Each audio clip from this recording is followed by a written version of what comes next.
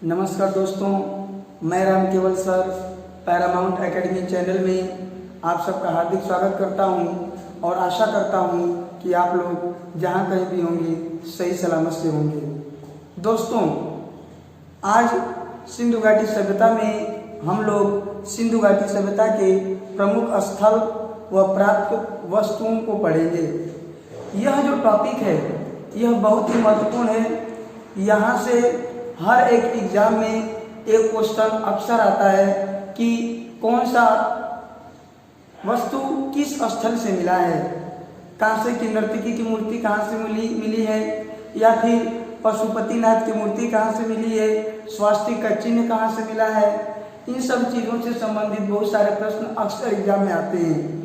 इसके पहले के वीडियोज में हम लोग सिंधु घाटी सभ्यता का पूरा व्यवस्थित अध्ययन इसके पहले किए, जिसमें हम लोग सिंधु घाटी सभ्यता का किस तरह से पता चला उसके बारे में पढ़े। सिंधु घाटी सभ्यता का अलग अलग विद्वानों के अनुसार कार्यकाल को देखे। इसके बाद हम लोग सिंधु घाटी सभ्यता का नामकरण पढ़े कि किस तरह से सिंधु घाटी सभ्यता के नाम पढ़े, जैसे हड़प्पा सभ्यता, उसके बाद सिंधु सभ्यता, सिंधु सरस्वती सभ्यता, उसके बाद कांस्य युगीन सभ्यता और उसके बाद प्रथम नगरीय क्रांति कहा गया। इसके बाद में हम लोग पढ़े थे सिंधु घाटी सभ्यता का विस्तार से संबंधित बातों में हम लोग पढ़े थे। सिंधु घाटी सभ्यता का आकार कैसा था, उसकी लंबाई कितनी थी, चौड़ाई कितनी थी, सबसे पूर्वी स्थल कौन सा था, सबसे पश्चिमी स्थल कौन सा था, सबसे उत्तरी और दक्षिणी स्थल कौन से थे। इन सब चीज़ों को पढ़े। साथ ही साथ सबसे बड़ा स्थल कौन सा था, सबसे छोटा कौन सा स्थल था, भारत में सबसे बड़ा स्थल कौन है, इन सब चीज़ों का अध्ययन किए। आज के इस वीडियो में हम लोग सिंधु घाटी सभ्यता के जितने भी प्रमुख स्थल हैं, स्थल तो बहुत सारे हैं, लेकिन जो प्रमुख स्थल हैं जहाँ से कॉम्पिटिटिव एग्जामों में प्रश्न बनते हैं, उन प्रमुख स्थलों को वहाँ से मिले साक्ष्य अर्थात प्रमाणों को पढ़ेंगे। और आप लोग पूरा वीडियो को अंत तक देखिएगा और एक एक बात, एक एक पॉइंट आपको एकदम समझ में आ जाएगी। तो फिर कहीं मत जाइए, इस वीडियो को पूरा अंत तक देखिए। आप लोगों से या मैं पूरे विश्वास के साथ कह रहा हूँ कि यदि आप लोग अंत तक इस वीडियो को देख लेंगे तो एक एक बात स्पष्ट रूप से समझ में आ जाएगी। तो हम शुरू करते हैं। सिंधु सभ्यता के प्रमुख स्थल व प्राप्त वस्तुएं। जैसा कि आप लोग देख रहे हैं कि पहला जो स्थल है हड़प्पा, पहला स्थल ही क्या है, हड़प्पा। तो इसकी स्थिति जब देखेंगे हड़प्पा की स्थिति, तो यह हड़प्पा की स्थिति जो है पंजाब प्रांत में पड़ता है। पंजाब जो प्रांत है, पाकिस्तान में जो पंजाब है, वहाँ एक जिला है मांटगोमरी जिला, मांटगोमरी जिला, यह पंजाब प्रांत में पड़ता है पाकिस्तान में। वहां पर ये पड़ता है, उसकी इसकी स्थिति होगी। कोई हड़प्पा कहाँ है, तो मांटगोमरी जिला पाकिस्तान के पंजाब प्रांत के मांटगोमरी जिले में है। नदी हड़प्पा किस नदी के किनारे है, तो रावी नदी। आप लोगों को इसके पहले वाले में बताए थे हम प्रमुख स्थल और नदियां, तो वहां पढ़े थे कि बस लोभी मौसी का हरा गंगा, हरा तो ह से हड़प्पा और रा से रावी नदी। खोजकर्ता, इसके खोजकर्ता थे दयाराम साहनी, इनका पूरा नाम था राय बहादुर दयाराम साहनी। समय, इसकी खोज किस समय हुई थी, 1921 ईस्वी में। तो ये सब यहाँ से भी प्रश्न करा जाते हैं कि हड़प्पा नामक स्थल की खुदाई या खोज किस समय हुई, तो 1921 ईस्वी में। किसने किया था, दयाराम साहनी ने किया था। हड़प्पा किस नदी के किनारे है, रावी नदी के किनारे। किस प्रांत में है, पंजाब प्रांत में। किस जिले में है, मांटगोमरी जिले में। तो इस तरह से ये स्थिति हम समझ गए। इसके बाद प्राप्त वस्तुएं, हड़प्पा से किन किन चीजों के बारे में पता चला है, इस पर एक नजर देख लेते हैं हम लोग। तो यहाँ से कांसे की गाड़ी का प्रमाण मिला है, कांसा नामक धातु के गाड़ी का प्रमाण मिला है। अनाज कूटने के चबूतरे, पहले लोग चबूतरा बना करके उसमें गड्ढा बना देते थे, चावल रख करके उसी में आमुषण से कूटते थे, तो वैसे चबूतरे मिले हैं अनाज कूटने के। नेक्स्ट है शंख का बैल भी हड़प्पा नामक स्थान से ही मिला है। और एक और चीज है स्त्री के गर्भ से निकलते हुए पौधे का प्रमाण, स्त्री के गर्भ से निकलते हुए पौधे का प्रमाण भी यहीं से मिला है। तो ये इतनी महत्वपूर्ण चीजें हैं जो हड़प्पा नामक स्थल से मिली हैं। नेक्स्ट जो हमारा दूसरा स्थल है उसका नाम है मोहनजोदड़ो। मोहनजोदड़ो इसकी स्थिति जब देखेंगे तो यह भी पाकिस्तान में पड़ता है। पाकिस्तान एक सिंध प्रांत है, उसमें लड़काना जिला है, वही लड़काना जिला जहां पर गुरु नानक देव जी का जन्म हुआ था। 1469 में सिख धर्म के जो संस्थापक थे गुरु नानक देव जी, तलवंडी नामक स्थान पर उसी लड़काना नामक जिले में हुआ था जन्म। तो उसी लड़काना जिले में मोहनजोदड़ो स्थित है। तो इसकी स्थिति हो जाएगी, ये लड़काना जिला है, लड़काना जिला हो जाएगा और यह सिंध प्रांत में पड़ता है, सिंध प्रांत में, और पाकिस्तान देश में। तो स्थिति हो गई। नदी कोई पूछ दे मोहनजोदड़ो किस नदी के किनारे स्थित है, तो आप भी वही ट्रिक याद रखिए कि बस लोभी मोसी का हरा कंगा रमा ने ले लिया तो वो रोस गई। तो आप पढ़े होंगे लोभी मोसी पढ़े, मोसी, तो मो से मोहनजोदड़ो और सी से हो जाएगा सिंधु। तो यह सिंधु नदी के किनारे, मोहनजोदड़ो किस नदी के किनारे हो जाएगा, सिंधु नदी के किनारे। खोजकर्ता इसकी खोज किए थे राखाल दास बनर्जी। कहीं कहीं किताबों में राखाल रहता है तो आप कंफ्यूज मत होइएगा, राखाल भी कहीं कहीं लिखा रहता है, कहीं कहीं राखाल भी रहता है, राखाल दास बनर्जी। और समय हो जाएगा 1922 ईस्वी। 1922 ईस्वी में राखाल दास बनर्जी ने मोहनजोदड़ो नामक स्थल की खोज किए थे। अब यहाँ पर मिलेंगे आप लोगों को प्राप्त वस्तुएं। मोहनजोदड़ो एक ऐसा स्थल है जहाँ से बहुत सारी चीजें मिली हैं और मोहनजोदड़ो बहुत ही महत्वपूर्ण स्थान है। मोहनजोदड़ो के अन्य नाम यदि देखेंगे, अन्य नाम, तो इसे कई नामों से जाना जाता है।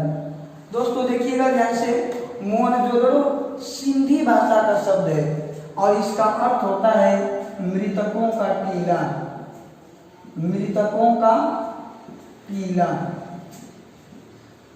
इसको मुर्दों का टीला भी कहते हैं, मुर्दों का टीला, और इसको प्रेतों का टीला भी कहा जाता है, प्रेतों का टीला, प्रेतों का टीला भी कहा जाता है।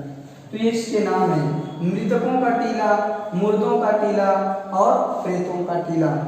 नेक्स्ट है प्राप्त वस्तुएं। कौन कौन सी वस्तुएं मोहनजोदड़ो से मिली है, तो पहला ये हम लोग के सामने है विशाल स्नानागार। विशाल स्नानागार, यह विशाल स्नानागार की लंबाई चौड़ाई भी कभी कभी पूछ देता है, तो इसकी लंबाई थी 11.88 मीटर गुना 7.01 मीटर गुना 2.43 मीटर, 2.43 मीटर, 2.43 मीटर। तो इस तरह से आप लोग पढ़े कि सिंधु घाटी सभ्यता में जो मोहनजोदड़ो से एक विशाल स्नानागार मिला है, उसकी लंबाई चौड़ाई और उसकी गहराई, तो ये लंबाई थी 11.88 मीटर, यह चौड़ाई थी 7.01 मीटर और उस स्नानागार की गहराई जो थी 2.43 मीटर थी। उसके बाद इसको कई नामों से जाना जाता है। विशाल स्नानागार को विश्व का आश्चर्यजनक निर्माण भी कहा जाता है, विश्व का आश्चर्यजनक निर्माण। इसको जॉन मार्शल साहब, एक बहुत ही महान विद्वान थे, जॉन मार्शल ने इसे, जॉन मार्शल ने इसे विश्व का आश्चर्यजनक निर्माण कहा है। बहुत ध्यान से सुनिएगा इस पॉइंट को। किस विद्वान ने कहा है? जॉन मार्शल ने। क्या कहा है? विश्व का आश्चर्यजनक निर्माण। किसे कहा है? मोहनजोदड़ो को जो स्थान मिला है विशाल स्नानागार, तो विशाल स्नानागार को विश्व का आश्चर्यजनक निर्माण कहा है। यह सबसे बड़ा सार्वजनिक स्थल था। यह जो था विशाल स्नानागार उस समय का सबसे बड़ा सार्वजनिक स्थल। सार्वजनिक स्थल का मतलब यह होता है कि ऐसा स्थान जहां पर सभी लोग आ जा सकें, किसी को जाने पर प्रतिबंध न हो। तो इस तरह से हम लोग विशाल स्नानागार के बारे में पढ़े। उसके बाद दूसरा जो चीज वहां से मिला था विशाल अन्नागार। अन्नागार का अर्थ होता है अन्न की गोदाम, अन्न का भंडार गृह।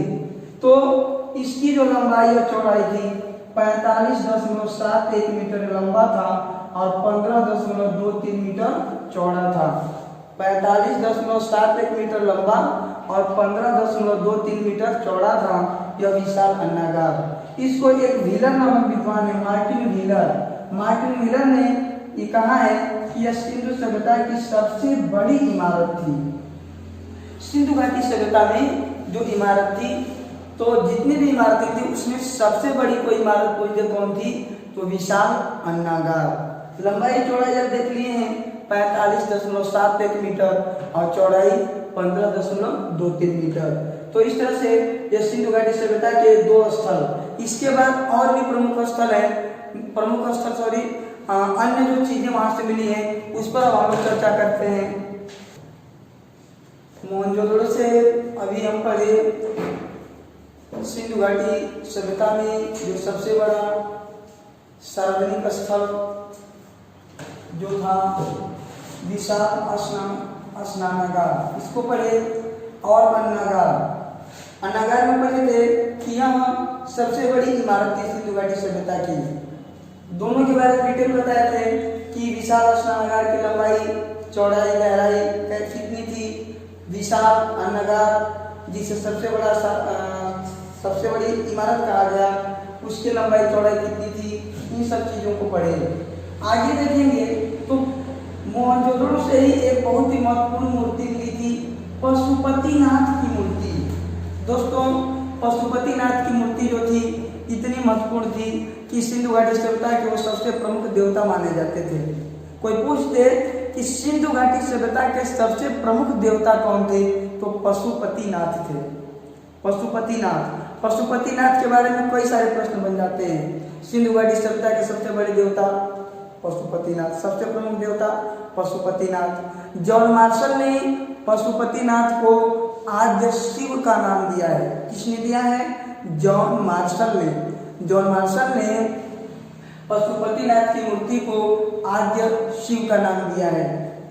ये 3 मुखी मूर्ति थी। इस मूर्ति के 3 मुख थे और यह मूर्ति या पशुपतिनाथ पद्मासन की मुद्रा में बैठे हुए हैं। किस मुद्रा में बैठे हैं? पद्मासन। पूछ देता है पद्मासन की मुद्रा में बैठे हैं। कभी कभी यह भी पूछ देता है कि पशुपतिनाथ की मूर्ति के दाएं कौन से पशु हैं, बाएं कौन से हैं। तो यह आपको हमेशा कंफ्यूजन रहती है। आज मैं एक लॉजिक के द्वारा आप लोगों के इस कंफ्यूजन को एकदम दूर कर देंगे। कभी नहीं भूलेंगे कि पशुपतिनाथ के मूर्ति के दाएं कौन से पशु थे, बाएं कौन से थे, नीचे कौन से थे, कुल कितने प्रकार के पशु थे या कितनी संख्या थी उन लोगों की। ये भी एक पॉइंट आप पशुपतिनाथ से संबंधित बातों को समझ जाएंगे। तो पशुपतिनाथ की मूर्ति आपको पता है कि मोहनजोदड़ो से मिली है, लेकिन जब पूछ देता है कि पशुपतिनाथ की मूर्ति के दाएं कौन से पशु हैं, तो ध्यान से देखिएगा। अभी बताया थे पशुपतिनाथ की मूर्ति 3 मुखी मूर्ति है, पद्मासन की मुद्रा में बैठे हुए हैं। और दाएं, इनके दाएं जो है बाघ और हाथी, और बाएं जो है भैंसा और गैंडा, भैंसा और गैंडा। और नीचे जो है पैरों के पास 2 हिरन हैं, 2 हिरन हैं और 2 मोर हैं। तो यही कंफ्यूजन हो जाती है कि बाएं बाघ व हाथी है कि दाएं बाघ व हाथी है। तो इसको एक लॉजिक के द्वारा समझेंगे, कभी भूलेंगे नहीं। देखिए, आप हमें ध्यान से देखिए, अपने आप को भी तुलना करिएगा। कोई भी आदमी होता है तो उसका दायां हाथ जो होता है बाएं की अपेक्षा मजबूत होता है। वह जो लेफ्टी जो होते हैं वो अलग है अपवाद के रूप में, लेकिन मैक्सिमम लोग जो होते हैं उनका दायां हाथ मजबूत होता है, बायां हाथ थोड़ा कमजोर होता है।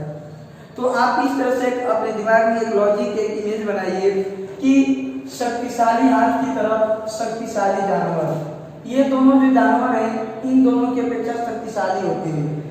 ये दोनों शक्तिशाली हैं लेकिन थोड़ा सुस्त होते हैं सब, गैड़ा वैसा एक ही जगह खड़े रहते हैं सब, जैसे हम इस तरह रहेंगे। लेकिन बाघ व हाथी जो है दोनों शक्तिशाली हैं इन दोनों की अपेक्षा। तो शक्तिशाली जानवर शक्तिशाली हाथ की तरफ और कमजोर जानवर कमजोर हाथ की तरफ। तो इस तरह से एक इमेज बना करके आप याद कर सकते हैं, बोलेंगे नहीं। और नीचे तो याद ही नहीं करना है, नीचे तो 2 हिरण है और 2 मोर है। अब यहाँ से प्रकार पूछ देता है कि कितने प्रकार के पशु हैं। पशु पूछेगा प्रकार, तो 1 2 3 4 और हिरण, तो हिरण एक ही प्रकार में आएगा, संख्या तो 2 है लेकिन प्रकार में 1 हो जाएगा, तो 4 और 1 5 प्रकार के पशु हैं। प्रकार में कितने प्रकार के पशु हो जाएंगे? 5। लेकिन संख्या कोई पूछ देगा कितनी पशुओं की संख्या है, तो 1 2 3 4 और हिरण की संख्या 2, तो संख्या हो जाएगी आपकी यहाँ पर 6 हो जाएगी। पक्षी पूछ देगा तो पक्षी 2 हैं, और टोटल कुल कितने हैं, तो 6 है प्लस 2 मोर, तो 8 हो जाएंगे। पशु प्लस पक्षी मिलाकर 8। तो आज आप लोग यहाँ पर पशुपतिनाथ से संबंधित जो महत्वपूर्ण तथ्य आते हैं उनको हम बताए। पशुपतिनाथ की मूर्ति से संबंधित यहाँ से प्रश्न आते हैं, सिंधु घाटी सभ्यता के सबसे प्रमुख देवता पशुपतिनाथ। पशुपतिनाथ को किस विद्वान ने आद्य शिव का नाम दिया है? John Marshall. पशुपतिनाथ की मूर्ति कहाँ से मिली है? मोहनजोदड़ो से मिली है। पशुपतिनाथ की मूर्ति में उस भगवान के कुल कितने मुख थे? 3 मुख थे। किस मुद्रा में वो मूर्ति विराजमान है? पद्मासन की मुद्रा में।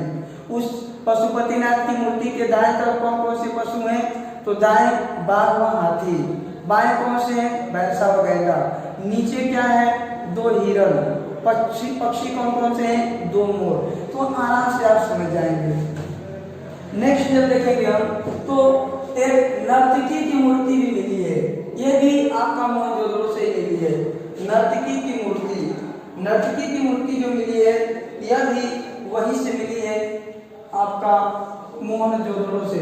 तो यहाँ से थोड़ा सा घुमाकर कभी कभी प्रश्न पूछ देता है कि नर्तकी की मूर्ति किस स्थल से मिली है, तो मोहनजोदड़ो हो जाएगा। लेकिन पूछ देता है कि किस धातु की मिली है, तो धातु जब पूछ देगा तो कांसे की मिली है।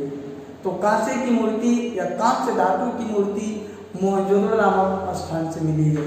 उसके बाद स्वास्तिक का चिन्ह जो मिला है, स्वास्तिक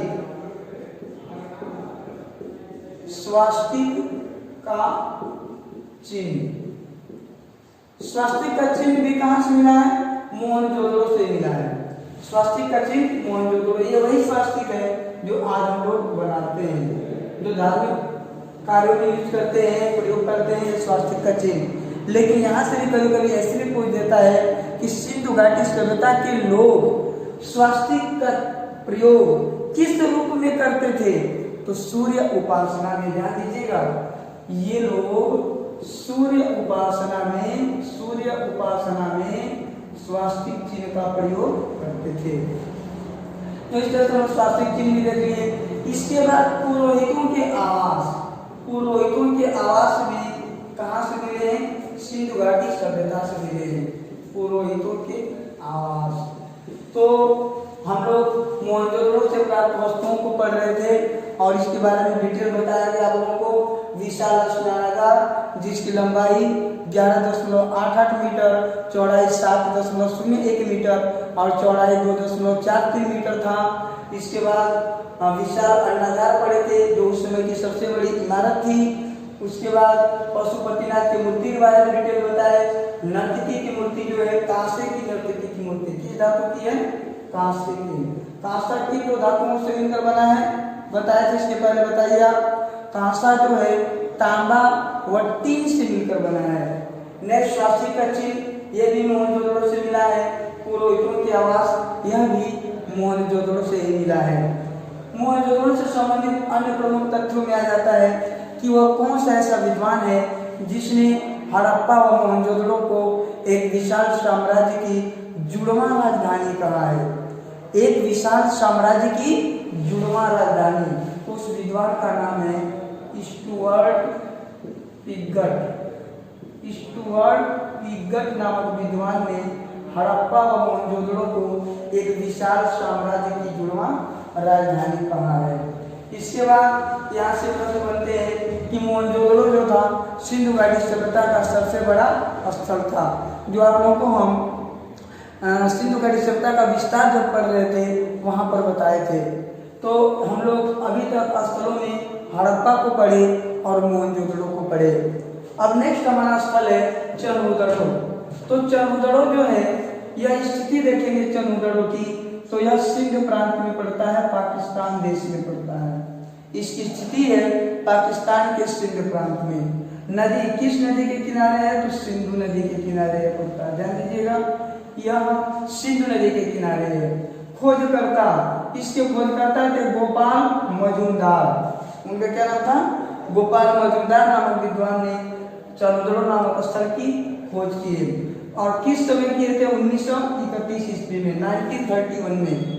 प्राप्त वस्तुओं में बहुत महत्वपूर्ण, यहाँ से देखिए, यहाँ से भी एक प्रश्न अक्सर आ जाता है कि वक्राकार ईंट किस स्थल से मिली है? सिंधु घाटी सभ्यता में वक्र के समान ईंटें किस स्थल से मिली है? तो चनहुदड़ो से मिली है। मनके बनाने का कारखाना चनहुदड़ो से मिला है। वक्राकार ईंटें चनहुदड़ो से मिली है। और एक चीज और देखिए, हम लोग पढ़े हैं कि सिंधु घाटी सभ्यता की स्त्रियां श्रृंगार प्रिय थी, वो श्रृंगार करती थी, उनको श्रृंगार करना अच्छा लगता था, श्रृंगार प्रिय थी। तो श्रृंगार प्रिय साधनों में कौन कौन से साधन वहां से मिले हैं चनहुदड़ो से?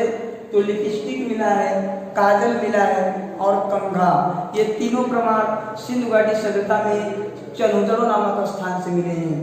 नेक्स्ट है एक ईंट पर बिल्ली का पीछा करते हुए कुत्ते का प्रमाण। एक ईंट पर बिल्ली का पीछा करते हुए कुत्ते का प्रमाण मिला है। एक ऐसी ईंट है जिस पर आगे आगे बिल्ली के पैरों के निशान है और पीछे पीछे कुत्ते के पैरों का निशान है। तो यह प्रमाण भी सिंधु घाटी सभ्यता में चनहुदड़ो से ही मिला है। तो इस तरह से अभी तक हम लोग 3 स्थल व प्राप्त वस्तुओं को पढ़े। अब नेक्स्ट अन्य स्थल व वहां से प्राप्त वस्तुओं को पढ़ेंगे।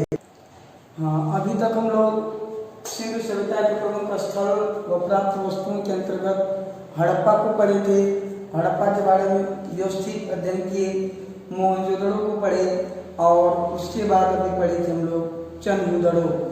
नेक्स्ट चौथा जो हम लोग का सबसे महत्वपूर्ण स्थल है वह लोथल है। लोथल जो है यह बहुत ही महत्वपूर्ण स्थल है लोथल। इसको देखेंगे जब, तो इसकी स्थिति जो है अहमदाबाद गुजरात में पड़ता है। तो अहमदाबाद जिले में गुजरात में ये स्थित है। नदी पूछ देता है तो भोगवा नदी किस नदी के किनारे लोथल पड़ता है? भोगवा नदी के किनारे। बार बार कहते हैं, उस ट्रिक को हम याद कराते हैं आप लोगों को कि बस लोभी मौसी का हरा कंगा। तो लोभी, लो से लोथल और भी से भीगवा बताए थे, लेकिन भीगवा उसका शुद्ध नाम नहीं बल्कि शुद्ध नाम क्या है? भोगवा। तो लोभी से आप याद कर लेंगे, यह स्थल भी उसमें आ जाता है। तो लोथल भोगवा नदी के किनारे हो जाएगा। खोजकर्ता इसके थे रंगनाथ राव नामक विद्वान ने इस स्थल की खोज किए थे और 1954 ईस्वी में, किस समय किए थे? 1954 ईस्वी में किए थे। इसके अन्य नाम को देता है, लोथल का अन्य नाम क्या है? तो इसे लघु हड़प्पा भी कहा जाता है और लघु मोहनजोदड़ो भी कहा जाता है। ध्यान दीजिएगा, हो सके तो इसका एक स्क्रीनशॉट भी आप ले सकते हैं, नोट्स बनाने में आसानी रहेगी। तो आप जरूर ले लीजिएगा ताकि आराम से आप नोट्स भी बना सकें। इसके अन्य नाम को देता है, किस स्थल को लघु हड़प्पा के नाम से जाना जाता है? तो लोथल। किस स्थल को लघु मोहनजोदड़ो के नाम से जाना जाता है, तो लोथल हो जाएगा। अब प्राप्त वस्तुएं, तो प्राप्त वस्तुओं में यह हमेशा आता है, ये दोनों प्रश्न हमेशा आते हैं, ध्यान दीजिएगा। ये दोनों जो पॉइंट हम लिखिए अक्सर एग्जाम में आता है कि सिंधु सभ्यता में चावल का प्रमाण कहाँ से मिला है। सिंधु सभ्यता में चावल का प्रमाण कहाँ से मिला है, तो लोथल से मिला है। लेकिन सिंधु सभ्यता में एक ऐसा भी स्थल है जहाँ से और चावल का साक्ष्य मिला है, जिसे हम लोग रंगपुर कहते हैं, जिसका नाम क्या है, रंगपुर। रंगपुर के नाम से हम जानते हैं। यह रंगपुर भी गुजरात में ही पड़ता है। तो इसको हमने ट्रिक के द्वारा बताया था आप लोगों को, रंग लो चावल। अपने दिमाग में शब्द याद रखिए, रंग लो चावल। तो चावल से चावल हो जाएगा, रंग से रंगपुर, लो से लोथल, र से रंगपुर, लो से लोथल, लो से लोथल। तो चावल का साक्ष्य यहाँ रंगपुर से भी मिला है और चावल का साक्ष्य लोथल से भी मिला है। तो आराम से इसको याद कर सकते हैं कि चावल का साक्ष्य कहाँ से मिला है। कभी कभी ऐसे पूछ देता है कि मानव द्वारा चावल उगाने का प्रथम साक्ष्य कहाँ मिला है। यदि मानव द्वारा पूछेगा तब न तो लोथल होगा और न ही रंगपुर होगा, बल्कि वह कोल्डिहवा हो जाएगा। वह क्या हो जाएगा, कोल्डिहवा। और यदि विकल्प में कोल्डिहवा और लहुरा देव है तो कोल्डिहवा भी न होकर के लहुरा देव होगा, जो कि आप लोग को पाषाण काल में हम बताए थे। क्योंकि मानव द्वारा चावल का साक्ष्य पूछ देगा तो इन दोनों में से जो विकल्प में रहेगा वो होगा। लेकिन सिंधु सभ्यता स्पष्ट नाम लेकर पूछ रहा है, ध्यान दीजिएगा इस बात को। सिंधु सभ्यता के नाम से पूछ रहा है कि चावल का साक्ष्य कहाँ से मिला है, तो आप लोथल लगाएंगे। बेशक उसमें ये दोनों विकल्प रहेंगे, तब भी यदि सिंधु सभ्यता के नाम से पूछा है तो आप इसी पर लगाएंगे। तो ये सब चीजें चावल का हो गया। चावल का साक्ष्य कहाँ से मिला है, लोथल से मिला है। नेक्स्ट आ जाता है कि गोदीवाड़ा। गोदीवाड़ा का अर्थ क्या होता है, पत्तन। पत्तन, यदि पत्तन भी समझ में ना है तो आप सीधे समझ सकते हैं बंदरगाह। वह स्थान जहाँ पानी वाले जहाज रुकते हैं, वहाँ पर सामान को उतारा जाता है, चलाया जाता है, उससे पत्तन कहते हैं। तो सिंधु सभ्यता में पूछेगा गोदीवाड़ा का साक्ष्य कहाँ से मिला है, तो लोथल से। पत्तन का साक्ष्य कहाँ से मिला है, लोथल से। बंदरगाह का साक्ष्य कहाँ से मिला है, लोथल से। तो ये दोनों पॉइंट आराम से ध्यान से देखिएगा, इसको स्पष्ट याद कर लीजिएगा। नेक्स्ट, फारस की मुहर। फारस की मुहर भी लोथल से मिली है। तराजू, तराजू को मापने तौलने के लिए यूज किया जाता है। तराजू का प्रमाण भी कहाँ से मिला है, लोथल से मिला है। और 3 युग्मित समाधि, एक ही साथ 3 लोगों को युग्मित समाधि मतलब दफनाने का प्रमाण कहाँ से मिला है, लोथल से मिला है। और चालाक लोमड़ी का जो चिन्ह, एक ऐसा प्रतीक जिससे चालाक लोमड़ी के दृश्य को इंगित करती है, उसका प्रमाण भी लोथल से मिला है। तो लोथल से ये बहुत ही महत्वपूर्ण पॉइंट आज आप लोगों को बताया कि सिंधु घाटी सभ्यता में लोथल का एक महत्वपूर्ण स्थान है। लोथल किस जगह पर है, अहमदाबाद में, गुजरात में पड़ता है। भोगवा नदी के किनारे है। रंगनाथ राव ने इसकी खोज किया था, 1954 ईस्वी में खोज किए थे। लेकिन एग्जाम में यहाँ से लेकर यहाँ तक का जो पॉइंट्स बताए हैं, यह यहीं से मैक्सिमम आते हैं। इसको एकदम याद कर लीजिएगा। इसे लघु हड़प्पा या लघु मोहनजोदड़ो कहा जाता है। चावल का साक्ष्य यहीं से मिला है। लेकिन बार बार दोहरा रहे हम कि सिंधु घाटी सभ्यता में चावल का प्रमाण पूछेगा तब आप लोथल लगाएंगे, और मानव द्वारा चावल का साक्ष्य पूछेगा तब कोल्डिहवा या फिर लहुरा देव। गोदीवाड़ा, पत्तन या बंदरगाह का साक्ष्य भी लोथल से मिला है। फारस की मुहर भी वहीं से मिली है। तराजू, 3 युग्मित समाधि का प्रमाण, चालाक लोमड़ी का प्रमाण, ये सब चीजें लोथल से मिले हैं। तो इस तरह से लोथल के बारे में हम पढ़ेंगे। नेक्स्ट जो स्थल हम लोग का है 5वां, कालीबंगा। कालीबंगा जो इसकी स्थिति जब देखेंगे तो कालीबंगा गंगानगर जिले, कहीं कहीं हनुमानगढ़ी भी दिया रहता है, लेकिन वो भी कहीं कहीं किताबों में हनुमानगढ़ी भी रहता है। तो ये राजस्थान में पड़ता है, वहाँ कालीबंगा नामक स्थान स्थित है। नदी पूछ देता है किस नदी के किनारे कालीगंगा है, तो घग्गर नदी। घग्गर नदी जो है सरस्वती की सहायक नदी है, सरस्वती की सहायक नदी घग्गर है, वहीं से उसी नदी के किनारे कालीगंगा स्थित है। इसकी खोज करता कौन थे? अमलानंद घोष। अमलानंद घोष जी ने कालीगंगा नामक स्थल की खोज किए थे 1951 ईस्वी में। किस समय किए थे? 1951 ईस्वी में। और कालीगंगा का अन्य नाम कोई पूछ देता है, कालीगंगा का शाब्दिक अर्थ कोई पूछ देता है कि कालीगंगा का शाब्दिक अर्थ क्या होता है, तो काले रंग की चूड़ियां। ध्यान दीजिएगा, काले रंग की चूड़ियां कालीगंगा का शाब्दिक अर्थ होता है। अब यहाँ से प्राप्त वस्तुएं, कौन कौन से वस्तुएं यहाँ से मिली है, तो ये वस्तुएं जो है यही मेन पॉइंट है, यही एग्जाम में अक्सर आते हैं। और इन प्राप्त वस्तुओं को आप जरूर याद करिएगा, क्योंकि यहीं से प्रश्न बनते हैं अक्सर। तो प्राप्त वस्तुओं में कालीगंगा से देखेंगे तो जूते हुए खेत का प्रमाण हमेशा पूछता है एग्जाम में, जूते हुए खेत का प्रमाण किस स्थल से मिला है, तो कालीगंगा से मिला है। अलंकृत ईंटें, अलंकृत मतलब ऐसी ईंटें जिसमें डिजाइनिंग की गई हो, तो वह भी कालीगंगा से मिला है। लेकिन थोड़ा सा घुमाकर पूछ देता है वक्राकार ईंटें कहाँ से मिली हैं, तो वक्राकार ईंटें चंदूगढ़ों से मिली है। इसके पहले हम बताए थे तीसरा जो स्थल था चंदूगढ़, तो वहां से वक्राकार ईंटें मिली है, लेकिन यहाँ से अलंकृत ईंटें मिली हैं, इसको तुम ध्यान दीजिएगा। नेक्स्ट है अग्नि वेदिका। अग्नि वेदिका मतलब होता है अग्नि के कुंड, या जिसे हम कहते हैं हवन कुंड। तो अग्नि वेदिका का एक समूह में बहुत सारे अग्नि कुंड एक ही जगह मिले हैं, तो अग्नि वेदिका या हवन कुंड एक समूह रूप में पूछा था कहाँ से मिले हैं, तो यह भी आपका कालीगंगा से ही मिला है। नेक्स्ट है युगल समाधान। युगल जोड़ा, युगल मतलब जोड़ा होता है, एक ही साथ दो लोगों को दफनाने का प्रमाण, वो भी वहीं से मिला है कालीगंगा से। नेक्स्ट है अंत्येष्टि संस्कार की तीनों विधियों का साक्ष्य कालीगंगा से मिला है। अंत्येष्टि संस्कार में होता है कि कुछ जब आदमी मर जाता है तो कुछ जगह ऐसी प्रचलित विधियां थी जहां पर शव को खुला छोड़ दिया जाता था, और पशु पक्षी जब खा लेते थे तो बचे हुए शव को दफनाते थे, उसे आंशिक शवदान कहा जाता था।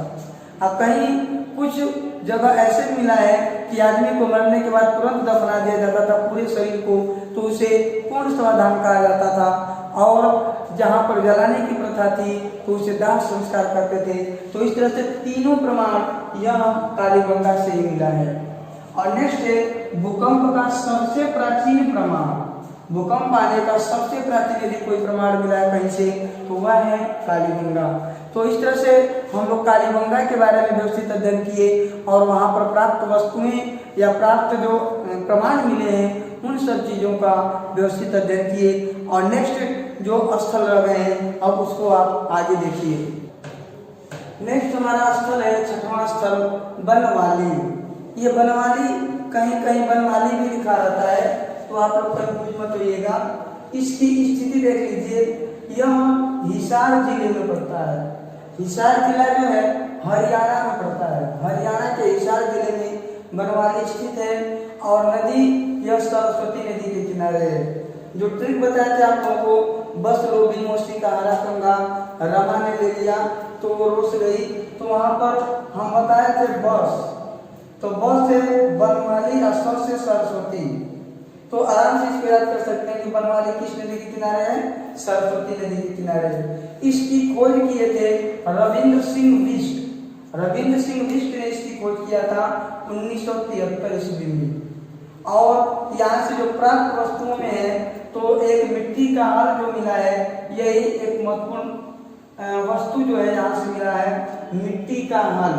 तो इस तरह से आज के इस वीडियो में हम लोग सिंधु घाटी सभ्यता के प्रमुख स्थल व प्राप्त वस्तुओं का अध्ययन किए, जिसके अंतर्गत हम लोग हड़प्पा व वहाँ से प्राप्त वस्तुएं, मोहनजोदड़ो व वहाँ से प्राप्त वस्तुएं, मोहनजोदड़ो के बारे में जो अन्य जो तथ्य थे कि सिंधु घाटी सभ्यता का सबसे बड़ा स्थल था, इसे कई नामों से जाना जाता है, उसके अन्य नाम पढ़े। और यहाँ से बहुत ही महत्वपूर्ण चीजें प्राप्त हुई थी। मोहनजोदड़ो सिंधु घाटी सभ्यता का सबसे महत्वपूर्ण स्थल माना जाता है, क्योंकि यहीं से महत्वपूर्ण वस्तुएं जैसे विशाल स्नानागार, विशाल अन्नागार, पशुपतिनाथ की मूर्ति, स्वास्तिक का चिन्ह, पुरोहितों की आवास, ये सब चीजें मिले हैं। इसके बाद तीसरा जो स्थल था, चंदोड़ो पड़े थे, फिर लोथल पड़े, कालीबंगा पड़े, और उसके बाद यह नेक्स्ट जो था अंतिम बनवाली पड़े। यह जरूरी नहीं है कि सिंधु घाटी सभ्यता में केवल 6 ही स्थल थे। सिंधु घाटी सभ्यता में बहुत सारे स्थल थे, क्योंकि कोई पूछ देता है कि सिंधु घाटी सभ्यता में सबसे अधिक स्थल कहाँ से मिले हैं, तो गुजरात से मिले हैं, और गुजरात से बहुत सारे स्थल मिले हैं। आज भी सिंधु घाटी सभ्यता के बारे में खुदाई चल रही है, खोज चल रही है। तो ये तो प्रमुख स्थल थे, 200 से अधिक स्थल के बारे में पता चला है, लेकिन हम आज केवल 6 ही प्रमुख स्थल जो है उसको पढ़े, और यही से प्रश्न मैक्सिमम आते हैं। तो नेक्स्ट वीडियो में हम लोग पढ़ेंगे सिंधु घाटी सभ्यता की विशेषताएं, जिसमें सामाजिक विशेषता, धार्मिक विशेषता, आर्थिक विशेषताओं का व्यवस्थित अध्ययन करेंगे। इसके बाद लिपियां पढ़ेंगे, भवन निर्माण कला, जल निकास प्रणाली, इन सब चीज़ों का अध्ययन करेंगे। तो आज के इस वीडियो में मुझे पूरा विश्वास है कि आप लोगों को सिंधु घाटी सभ्यता के प्रमुख स्थल व प्राप्त वस्तुओं को बहुत ही आसानी से समझ में आया होगा। और यदि समझ में आया होगा तो जो लोग हमारे चैनल को सब्सक्राइब नहीं किए हैं, इस पैरामाउंट एकेडमी यूट्यूब चैनल को जरूर सब्सक्राइब करें, अधिक से अधिक लोगों को शेयर करें। और जाते जाते मैं कहना चाहूँगा कि आप सबका दिन शुभ हो, आप सबका दिन मंगलमय हो। सभी लोगों को नमस्कार, धन्यवाद।